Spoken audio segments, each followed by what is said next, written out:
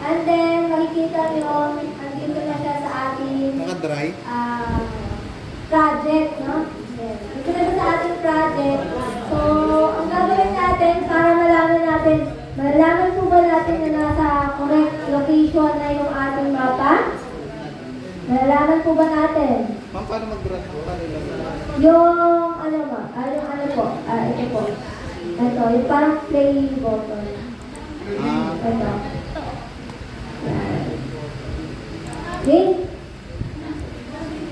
And then, yan. So, andito na, nag-load na yung ating nag-direct yung ating modified image, no, sa ating project dahil naka-check yung ating load data when done. Okay? And ngayon, para ma-check natin kung nasa correct location ba yung ating map, maglalagay tayo na i-overlay natin siya. I-close mo lang yung geo-reference. Naka-open mo. po yan. I-minimize mo lang, Joy. Okay?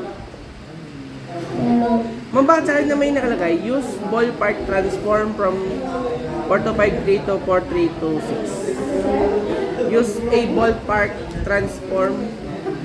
Ano po ba yung transformation? Tuloy na ako. 4253 to 4326. Okay. Kasi ang ginawa mo kanina, sir, nag-load ka kanina ng data sa project mo. Wala. Okay. Ganito po yun, no?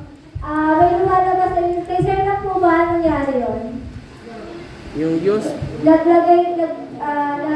May lumabas na warning na ang sinasabi, yung project daw ni sir, naka 4326. Ano Hindi, ibig ma'am. sabihin nun? Naka 4253 Ay, 4253. to 4326. Use a Yes, ballpark. transformation. Ibig sabihin nun, iba yung coordinate system ng project ni sir dun sa niloload niyang data.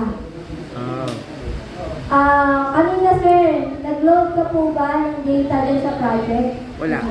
Okay, so ang gagawin nyo, bagong ano po ba yan sir, no? Bagong install?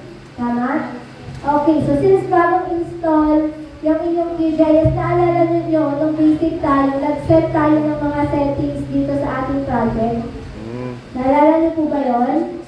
Okay, so punta tayo sa settings, then options, no?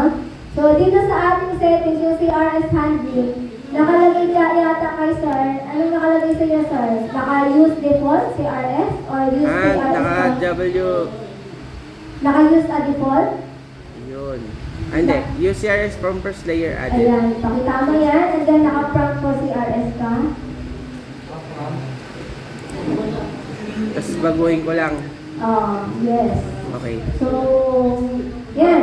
No? And then sa general natin, 453. ito, no? Sa general natin, baguhin nyo na lang yung sa application niya. Luzon So 90. sa atin kasi yan, nakalagay pa sa inyo, welcome page, no? Nakalagay na sa akin. Hindi ko na pinakita itong pag-set ng settings natin sa project natin. Since na-discuss na natin ito yung basic. Okay? Okay, may questions pa po ba?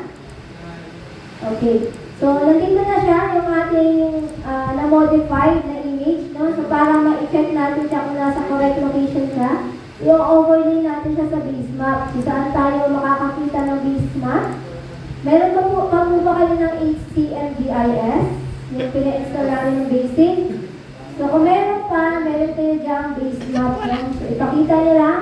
Kung wala pa kayo naka-install na HCMGIS, okay lang yan. Gamitin na lang natin yung browser panel. Saka na tayo magpa-install ng HCMGIS kapag gagamitin na natin. Okay, so sa browser panel muna na lang tayo. No? So, sa ating browser panel, scroll down kayo hanggang makita nyo yung XYZ tiles. Then, expand po yan. Meron kayo makikita dito, OpenStreetMap. For sure, wala pa kayong Google Satellite. Wala pa po ba? Okay, so, OpenStreet muna. Yan. So, anong sinasabi dito? Nagsasabi naman siya ng select transformation for OpenStreetMap. So, bakit lumalabas itong transformation? Anong ibig sabihin po nito, no? So, ganito Okay? Ano pong ibig sabihin nito? Ganito po yun sa lahat ng makikita nyo o nagda-download. Yes, sir. Saan? Baba. Browser panel, wala po kayo, sir? Okay, pag wala sa browser panel, cancel mo lang, no? Punta kayo sa view. Punta kayo sa view, panels, then browser. Pag-check yung ating browser. Punta kayo sa view menu, panels, and pag-check yung browser. Okay? Nakita na po ba? Meron na kayong browser panel? Okay na? Okay.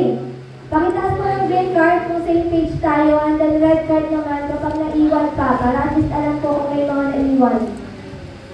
Okay, meron pa rin. At dyan naman pala lang si Carl. Ihahabol na lang kayo. Okay? Next. So, sabi ko kanina, i-overlay natin siya sa ating base map, no? So, sa XYZ times, yung OpenStreetMap na lang yung ating gagamitin. Double click nyo lang. So, may yung mga labas na transformation, settings. So, ano po ang ibig sabihin nito? Bakit may mga lumalabas na transformation? Okay? Ganito po yun. Kaya lumalabas to. So, lahat ng base map online at lahat karaniwan, no? Karaniwan na nadadownload yung data online, ang kanyang login datum ay naka-WGS84. Bakit WGS84? Sinasabi ko nga sa inyo na ang WGS84 siya ay geocentric datum, no? Hindi lang sa Pilipinas ginagamit, kundi ginagamit sa ibang bansa. So yung Luzon datum at PRS92, Pilipinas lang po ang gumagamit nun. So hindi po pwede mag-set or magbigay ang mga Google natin na naka-Luzon datum or PRS92 kasi hindi lang Pilipinas ang gumagamit. Okay, kaya na-WGS84 sila. So bakit nagkakaroon ng transformation? Ganito yun. Para mag-on the fly or mag-on the fly, no? Yung ating data na OpenStreetMap at yung kalintaan, nagkakaroon siya ng transformation para sila ay mag-overlay silang dalawa. Kasi magkaiba sila ng datum, di ba? Yung datum ng isa, WGS84, yung ating kalintaan, yung OpenStreetMap, WGS84. So meron silang, magkaiba sila ng sukat, magkaiba sila ng reference. No? Ang difference nilang dalawa, pag i-measure mo, ay 200 meters yung difference nilang dalawa sa datum. So para sila mag-overlay, nagkakaroon tayo ng transformation para mag-overlay yung dalawang data. Naintindihan niyo po ba yung transformation? Yes. Okay, then click nyo lang yung okay. Yung one mang pipilian, no? Yes. Wala po. Yung one lang, yung pinakataas yung suggested. Okay, so andito yung ating OpenStreetMap. Ngayon, asan po ba yung aking kalintaan? Bakit hindi ko siya makita dito sa aking mapa? Kahit pumunta tayo ng Mindoro. Asan na po ba yung aking kalintaan? Bakit hindi makita? Bakit hindi ko nakikita? Sino may idea? Pakitaas ng green card. Kasi nasa ibabaw yung strip map. Nasa taas ang OpenStreetMap. Okay, baba natin siya, no? So, scroll down yung pababa. Ayan, andito na yung ating kalintaan. So, tingnan natin. Yan. Andito na. Tama po ba yung ating mapa? Yes. Nasa correct location po ba siya? Oo. Okay, oo. Sabi ni Sir, oo daw. Tingnan natin, no? Para makita natin yung sa ilalim, yung OpenStreetMap. Ano ang gagawin natin? Yung kanyang transparency. Yes, sir. Wala yung ma'am, hindi maglabas yung OpenStreetMap. Wala ang OpenStreetMap ma'am. Sa XYZ tiles. Opo. Hindi ma'am, nalagay niya na sa layers pero hindi lumalabas. Eh, double click mo. Nandito na ba? Yes ma'am. Nandiyan na. Ayan, si ano. Lalapitan mo. Wag na. Ayaw na. Properties, transparency,